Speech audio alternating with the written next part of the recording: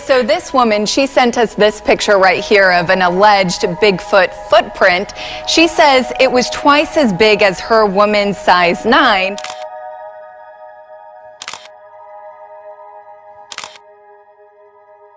The Alaskan wilderness is home to some of the most unparalleled forces of nature ever known to man. In this wilderness, nothing, no one is truly safe. There is always something lurking in the corner, stalking, waiting for the perfect opportunity to strike. The wonder, the mystery of this wilderness is an alluring one, but it is wonderful as it is extremely dangerous. What could possibly be lurking in the wilderness of Alaska? And is it worth sticking one's neck out for? Join us as we uncover the Special Ops team. We tracked Bigfoot deep into the forest in Alaska before it went wrong. The search for mystery. The search for mysteries is never an easy one. There are people who spend years, some decades, and even centuries hunting for mystical creatures such as vampires and werewolves. Then there are those who have found proof that what some people term to be folklore, tales by the moonlight meant to scare children and keep them on their best behavior, actually hold some water. Now, the search for these creatures has been reduced to pseudoscience, but thankfully, there are still those who believe, who hold on to some piece of it, just so that they can get to the truth behind the existence and activities of many of these so-called mythical creatures that are said to be roaming the earth. Like this squad, a group of people undergoing training in the middle of the snowy wilderness in the early months of 1994. Little did they know that they would be partaking in the arduous task of tracking Bigfoot. Bigfoot is one of the most famous, most legendary creatures that is said to be hiding within one of the many forests in the US and Canada, especially in regions like Kentucky, Oregon, and Washington. This snowy weather presented the perfect opportunity for them to encounter the trail of the legendary creature, seeing that hundreds of sightings of this fabled creature are usually made at this point in time. That said, this team did not know what was about to unfold in front of them, especially as they were all focused on their mission of mastering strategic reconnaissance. Part of their routine exercise also involved sneaking into a target zone, observing quietly and exiting noiselessly without being noticed. Alas, all of this training would be put aside when they encountered something startling. In fact, it was so alarming that they had to make their way back to their bases. For a team that prepared for so long, mastering the necessary skills needed to survive the harshness of the snowy Alaskan wilderness, what could have possibly driven them back to their bases? What could they have possibly encountered? Let's dig deeper. A mystery encounter. On one fateful day, one of the trained personnel decided to wander the snowy wilderness when he stumbled onto something. He had no idea what it was, but he knew that it was not a bear. The first picture that came to his mind was that of the prehistoric human being, except that this time he was more ape-like in the face. With that in mind, it makes you wonder what could have been so alarming that could have made them run back to their base. They had set out on their journey in the snowy wilderness with cross-country skis. This was just so they could make their way through the snowy landscape with ease. Then there were the backpacks that were filled with tents and other provisions such as food and clothing that would sustain them while they were out there. With all these items at hand, they felt that they were ready to make their way along their planned route, a route that took them from Fairbanks so they could make their way past East Eisen Air Force Base. This involved them making their way past the snowy landscape, and it also involved cutting through tough terrain that contained steep bridges, deep valleys, marshy lands, and dense forests. Over time, their journey led them through a certain thick area in the bush. Eager to get more familiar with their surroundings, the captain of the group decided that it was important to confirm whether they could make their way through this bush. Hoping to make sure that all the men made it to their destination, he would rather they made their way around the thick bush than go through it if it was deemed too dangerous to navigate. As they plotted their way through the snow, they soon came across something that left every one of them stunned. They came across footprints so large that they were all tempted to believe that they were not real, probably planted by someone else to toy with their minds. And would you blame them? The footprints were 18 to 19 inches long and 5 feet apart.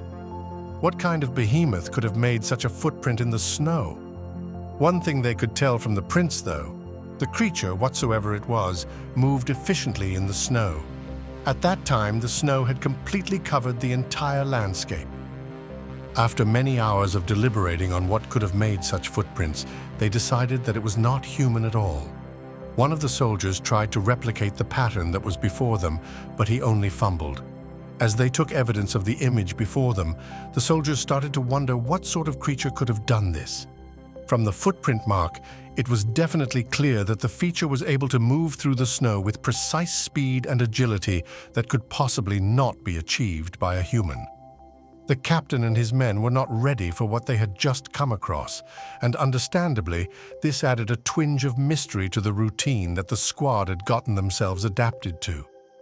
They contemplated the amazing possibilities of what could be found in the Alaskan wildlife. Eager to know more about the landscape in front of them, they put a call through to their sergeant, a man who just happened to be the best tracker available.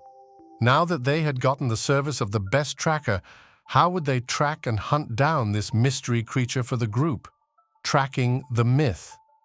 From the footprints, the sergeant and the team speculate that whatever creature must have left such behind must be about 9 feet tall and weigh around 700 to 900 pounds. These were, of course, 8 estimates, but it could not be denied that they were dealing with something of the ordinary here. They were not dealing with any absolutes here except one. No human left behind such footprints. It was impossible for them to belong to a human. Eventually, the team decided that the only way they would be able to decipher more about this creature is to trail it. Once they began trailing the creature, they began to understand more and more how this creature made its way through the snowy wilderness. They could tell that the creature had for so long evaded human contact, and humans in general. They came to this conclusion following the tracks, as the tracks seemed to follow the top of the ridges as it made its way through the thread found in the thick Alaskan forest. This route, which crossed over the lower section of the ridges, showed them that the creature was actually quite familiar with the entire terrain. This tactic also suggested intelligence on the part of the creature, as it employed this same tactic with the team as it was attempting to avoid detection. All of this just contributed to the intrigue that had held the team already. Eager to get to the bottom of this story, the team pushed forward in their search. Soon, however, the team realized that they could not continue with their tracking mission. They knew that they had to make their way through the deep snow, and this was a big hindrance to the men as they made their way through this forest. Despite this hindrance to the men, they made significant progress. They were able to push on, thankfully, due to the fact that they were fully equipped to manage their way through the snow with their skis and snowshoes. Soon, they began to bend the snowy area to their will. They had begun to make considerable progress. This allowed them to partake in several hours of tracking. One day, realizing that they were approaching dusk, the team decided to set up camp, so they could call it a day. Before setting up camp, the team decided to rest at a particular spot before they engaged in activities such as clearing their sleeping area, preparing their meals, and eating before going to sleep. They had had quite a day, and every one of them was just happy to get the much-needed rest. Little did they know what was about to hit them: the night and its hazards. In the dead of the night, the team was fast asleep. For a few hours, they realized they didn't have to worry about tracking the creature. They just had to get enough sleep in to be able to continue the journey ahead. Everything was peaceful until about 4 a.m. in the morning, when Captain Miles suddenly got up from his slumber. There was a weird howl, and the captain expected that everyone, like himself, would be up. It was a howl that seemed to pierce the silence of the night. Captain Miles assumed that it was the work of a lone wolf. After all, this was a creature that was everywhere in the Alaskan wilderness. That said, there was something very chilly about this howl. For starters, if it was a wolf's, it should have come in packs, not just one single howl. This was something very different from that of a wolf's. It was deeper than that of a wolf and much more guttural. Miles could not help but think that this sound came from something much bigger than a wolf. Now alert, he stayed awake to listen, in case this strange sound would once again permeate the silence of the night. In another 15 minutes, he heard another howling noise. But this time it was more frightening. The howl sounded closer to Miles and his men than the first one ever did. At this point, he started to panic. He began to speculate. What if something large and violent was making its way through to him and his men? And like any reasonable and responsible leader, he determined that he would not have that on his watch. He silently hoped that the noise was not coming from something large and violent. Rather, he'd much rather that the noise came from a wolf. After all, he was sure that it could not be a bear. It could not be a bear at that time, as all the bears had gone into hibernation. They were in a lot more trouble, Miles realized. He continued to ponder about what could possibly be making its way to him and his men, and he increasingly got alarmed. Suddenly the noise stopped, but this time it was really close to him and his men, around 100 feet away. As expected, he could not take solace in the fact that the noise had suddenly stopped. Paranoia started to set in, and he struggled to get a good grasp on the situation. Fortunately for him, some of the other men had started stirring awake, so now they could all wonder about what was making that creepy noise. However, it was an anticlimax. The noise had stopped, and even the cold, terrible wind that was blowing seemed to now come to a standstill. The silence that followed was deafening, as at that point one would probably hear a pin drop in that snow if it had. Miles knew that he and his team had to maintain vigilance. He knew that whatever it was that was making that sound was still out there. He was certain that although it had stopped advancing, it didn't mean that it had stopped stalking them. This encounter in the wilderness raised a lot of questions about what exactly the creature could be. The howling, the guttural sounds are something that Miles and his men will never forget. So what is it that haunted them? The history of Bigfoot. Bigfoot exists in many cultures and languages, and in each culture and language it makes an appearance, there is a unique name given to it. Many names mean something like wild man or hairy man, but other names went beyond that and described common actions that it was said to perform, such as eating clams or shaking trees. There are many instances in European folklore of the wild man of the woods or wild people, and they were often described as a naked creature covered in hair with only the face, feet, and hands, and in some cases the knees, elbows, or breasts remaining bare. These European wild people ranged from human hermits to human-like monsters. Upon moving to North America, myths about wild people endured, and there are documented sightings of wild people reported in what is now New York State and Pennsylvania. Bigfoot is irregular in many cultures in North America. Many of the indigenous cultures across the North American continent include stories of fabled hair-covered creatures living in forests. And according to anthropologist David Daegling, these legends existed long before recent reports and sightings of the creature now known today as Bigfoot. It is important to note that these stories all differ in their descriptions and between families in the same community and are particularly prevalent in the Pacific Northwest. There are multiple documented stories of Bigfoot sightings that go back centuries. 16th century Spanish explorers and Mexican settlers told tales of the Dark Watchers, a large creature that allegedly stalked their camps at night, the same way Miles and his team were stalked. In the region that is now known as Mississippi, a Jesuit priest was living with the Natchez in 1721 and reported stories of hairy creatures in the forest known to scream loudly and steal livestock.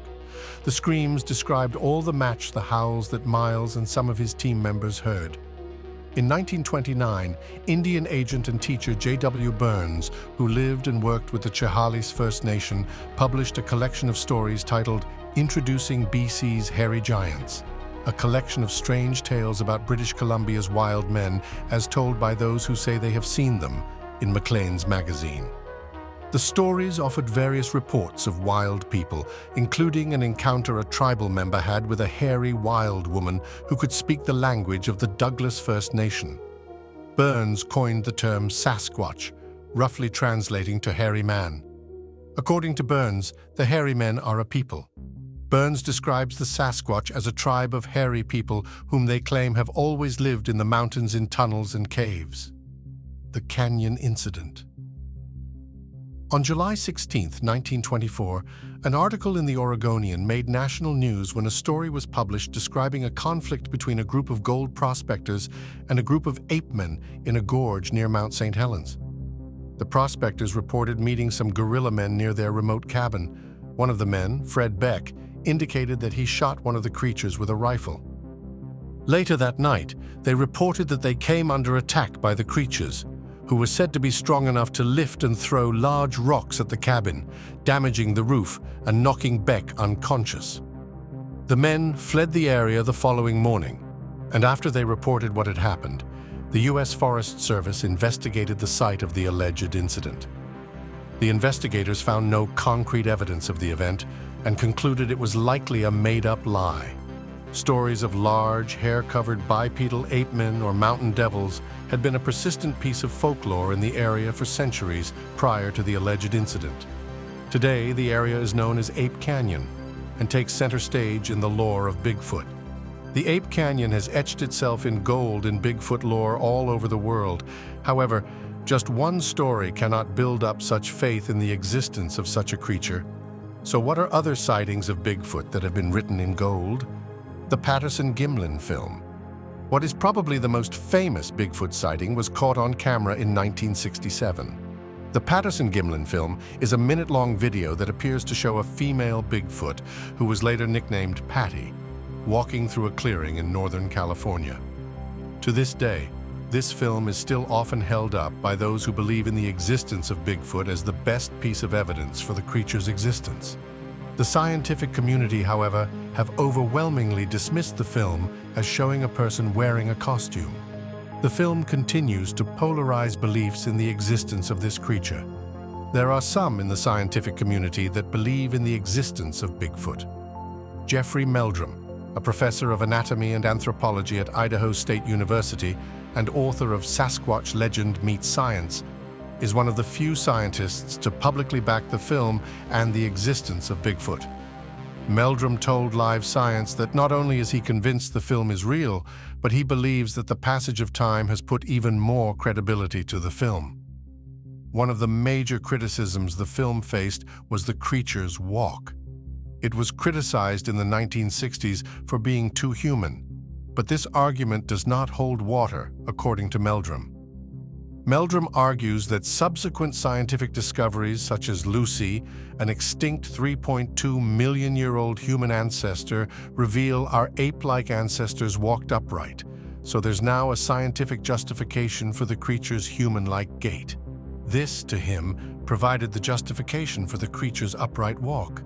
According to him, what we see in that film is exactly how it had been envisioned that a robust Australopithecine would look like. Meldrum believes that he has always been ahead of the scientific curve for believing in the existence of Bigfoot, and that now the scientific community are just waking up to the existence of Bigfoot. He also points out the anatomical likeness between the Bigfoot shown in the film to ancient human species. He noted that anatomical features visible in the film, such as the proportions of the face, match up with early humans such as Paranthropus boisei, a species that lived around 2.3 million years ago to 1.2 million years ago, according to the Smithsonian National Museum of Natural History. The size of the creature in the film is estimated to be around 6 feet to 7 feet tall. Remember, Miles and his team estimate the creature they searched for to be just as tall. However, these sentiments are not shared by many in the scientific community. Most experts are not convinced by the footage. Darren Naish, a paleozoologist and author of Hunting Monsters, Cryptozoology, and the Reality Behind the Myths, summarized plenty of reasons to question the film's authenticity in a 2020 Twitter thread.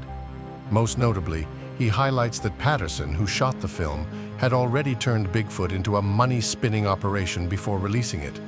But Naish adds that Patty's pelt appears to glisten and move like that of a real animal, and her muscle movements look genuine, suggesting it's a very good hoax. The Provo Canyon. There are many Bigfoot videos on YouTube, but only a few can claim to be as popular as a clip from Provo Canyon, Utah. The video appears to show a large, black animal hunched over in the trees, possibly feeding or foraging. The camera zooms in to try to get a closer look, and a few seconds later, the great creature stands up on two legs as if it's bipedal. This causes the pair behind the camera to immediately turn and run away. The video, which was posted on October 30th, 2012, and has amassed more than 7.6 million views on YouTube. According to account uploader Beard Card, the pair were on a camping trip hoping to get a closer look at deer on a hill. On our way up, we thought we saw a bear until the monster stood up and looked right at us, Beard Card wrote in the video description. We ran straight to the car after that, leaving our tent and everything behind. It's probably all still up there. The Provo Canyon video is short and inconclusive. Eric Rickart, curator of vertebrate zoology at the Natural History Museum of Utah, told Fox 13 News Utah after a more recent alleged sighting in 2019 that science didn't support a Bigfoot in the state. What's the likelihood that there are big animals that have gone undetected by scientists and by trained observers? Rickart said. There are lots of things to discover, particularly in the natural world, but they don't take the form of giant apes running around in largely settled areas of the world. Despite skepticism from experts, the Provo Canyon video continues to fuel debate among enthusiasts. Bigfoot believers argue that the creature's elusive nature explains its scarcity in scientific records, while others dismiss the footage as a hoax or a misidentified animal. The enduring mystery surrounding the video ensures it remains a topic of fascination, drawing viewers and sparking discussion about the possibility of undiscovered creatures lurking in the wild. Whether real or not, the video has cemented its place in the annals of Bigfoot lore. William Rowe meets Bigfoot. One of the most famous Bigfoot sightings allegedly occurred on Mica Mountain in British Columbia in 1955, when a man called William Rowe claimed he saw a partly human and partly animal creature while hiking. He wrote an affidavit in 1957 that the creature was about 6 feet tall and covered in brown, silver-tipped hair, with thick arms reaching down to its knees, broad feet and breasts, according to the Alberta Sasquatch Organization website. As I watched this creature, I wondered if some movie company was making a film in this place and that what I saw was an actor, made up to look partly human and partly animal. Rowe wrote in his 1957 affidavits, but as I observed it more, I decided it would be impossible to fake such a specimen. According to Abominable Science, Origins of the Yeti, Nessie, and other famous cryptids, his ape-like sighting marks a change from earlier Sasquatch accounts in British Columbia, which repeatedly described Sasquatch as a giant-sized indigenous person. In other words, it was the birth of modern Bigfoot, though that name wouldn't emerge for another year. Scientists argue that eyewitness testimony isn't always reliable, so this and other sightings are not conclusive evidence. This skepticism, however, fuels further interest and debate among both believers and skeptics, ensuring that Rowe's encounter remains a pivotal chapter in the folklore of mysterious creatures. Most of the time when Bigfoot bears are reportedly sighted, they are mostly done in areas where bears are known to roam. So, is it really Bigfoot or is it the bears? Bigfoot vs. bears. Are bears to blame for Bigfoot sightings?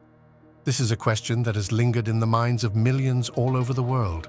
For every 5,000 black bears, there's an average of one Bigfoot or Sasquatch sighting. And if bear numbers go up, so does the number of Bigfoot sightings. Bears have for a long time been tied to Bigfoot sightings, and previous research already reported sightings of Bigfoot in the Pacific Northwest could be sightings of black bears. However, a new study has now established a correlation between bears and Bigfoot in many more states and provinces. Black bears are the most common bears in North America and can be spotted in 32 U.S. states and almost every province in Canada. Websites like the Bigfoot Mapping Project, which hosts around 8,000 historical and modern Bigfoot sightings, show people have reported seeing Bigfoot all over the U.S., but they're most heavily concentrated near the West Coast and in the eastern half of the country. Bigfoot is not the only cryptid or creature of myth whose lore is popular in the U.S. There are a few others whose tales bring shivers down the spine of others. There are others whose lore evokes a feeling of dread, and this is one of them. The dreadful Bell Witch. The Bell Witch or Bell Witch haunting is a legend from southern United States folklore centered around the 19th century Bell family of northwest Robertson County, Tennessee. Farmer John Bell Sr. lived with his family along the Red River in an area that is currently near the town of Adams. According to the legend, from 1817 to 1821, his family and the local area came under attack by a mostly invisible entity that was able to speak, affect the physical environment, and shapeshift. Some accounts say the spirit was also clairvoyant and capable of crossing long distances with superhuman speed. There were also rumors or beliefs that it could be in more than one place at a time. In his book, An Authenticated History of the Bell Witch, author Martin Vi Ingram indicated that the spirit's name was Kate, after the entity claimed at one point to be Old Kate Bat's Witch, and continued to react positively to the name when called. The physical activity centered on the Bell's youngest daughter, Betsy, and her father and Kate expressed strong feelings of anger when Betsy became engaged to a local named Joshua Gardner. It would appear that Kate was a jealous spirit. The haunting began sometime in 1817 when John Bell witnessed the apparition of a strange creature resembling a dog with the head of a rabbit. Bell fired shots at the animal, but it disappeared. John's son, Drew Bell, approached an unknown bird perched on a fence that flew off and was of extraordinary size. The daughter, Betsy, observed a girl in a green dress swinging from the limb of an oak tree. Dean, a helper belonging to the Bell family, reported being followed by a large black dog the evening he visited his wife. Kate had taken different ways to haunt the family. Soon the haunting activity moved to the Bell household, with knocking heard along the door and walls. The family heard sounds of gnawing on the beds, invisible dogs fighting, and chains along the floor. About this time, John Bell began experiencing paralysis in his mouth. The phenomenon grew in intensity as sheets were pulled from beds when the children slept. Soon, the entity pulled her hair and scratched the children, with particular emphasis on Betsy, who was slapped, pinched, and stuck with pins. The Bells, in desperate need of help, turned to family friend James Johnston. After joining the Bells in their home that evening, Johnston was also awakened that night by the same phenomenon. That morning, he told John Bell it was a spirit, just like the Bible talked about. Word travels fast, and soon word of the haunting spread, and a multitude traveled great distances to see the witch. The apparition began to speak out loud and was asked, "Who are you and what do you want?" And the voice answered feebly, "I am a spirit. I was once very happy but have been disturbed." Unlike the story of Miles and his team members and others who have allegedly encountered Bigfoot or Sasquatch, their stories, compared to those of the Bell Witch, are much more realistic. And maybe there really is something out there. Thanks for watching. Make sure to like, comment, and subscribe. Also, check out another of our interesting videos by clicking on the video shown on your screen.